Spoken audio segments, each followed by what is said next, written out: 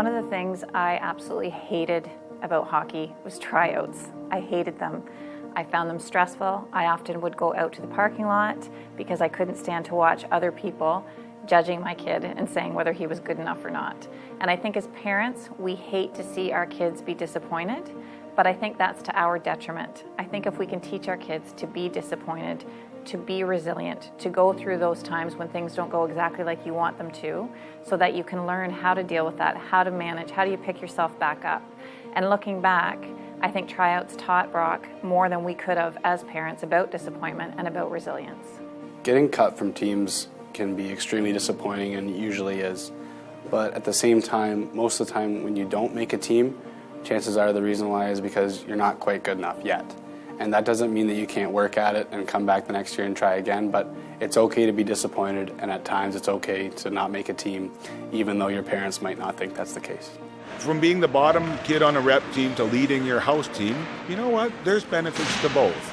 The sooner they realize that the better, right? So, I mean, don't always get the job that you want, or I mean, in later on in life, it's going to help them to have some of the failures that they have in hockey, some of the losses, the devastating overtime losses where they should have won and they go, oh my God, we should have won that game. Well, here's the mistakes that happened in that game to cause the loss. It's kind of taught me that things happen. You can't control it. You can only control your attitude and what you do. So as long as you can be upset for 5 minutes, be upset for a day if you have to, but then you get right back in it and it's going to change soon. Well, it's going to help him realize that he has to work for things, right? You have to earn that position.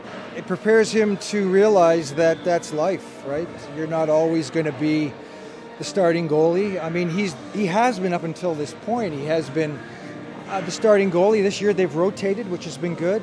Where we played prior, he was the only goalie for 4 years, so he got to play every game. Now he's been rotating, and I think that's good. It prepares him for the next step, which is, at higher levels, there's going to be two goalies. You play off of each other, and it motivates him to just for more excellence and to be better. Mental side needs to be tough for sure, and that's one of the biggest sides of the hockey world that probably isn't focused enough on, where everyone has a power skating coach, everyone has a skills coach, everyone has a strengths trainer, but not enough of that mental side, I think, is focused on, and that could be the real key area in between one kid and the next kid and going to that next level. I think that there are so many lessons from sport. It's so hard to see him go through the disappointment, see him go through the challenge, but the lessons that he comes out of it with, when he wants to do it, he just works harder. I mean, we've seen really good things come from it. So it's hard to go through it, but those life lessons are great. There's always next time, and you can always just learn from your mistakes. And, it's just always just about fun, and you get to learn. It's just a learning experience. Disappointments in hockey really teach you lessons throughout your life.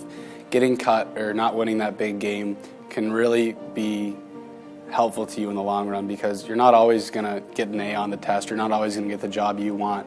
And it's important to be able to be resilient through those times and to come back, work harder than ever, and try again. And I think that was one of the things that getting cut and being disappointed taught me at a young age, because a lot of my friends who didn't have that disappointment didn't know how to handle failing tests or not getting jobs. And it's important that hockey really does teach you resilience. For more information on the Lessons from Behind the Glass video series, visit bchockey.net or lessonsfrombehindtheglass.com.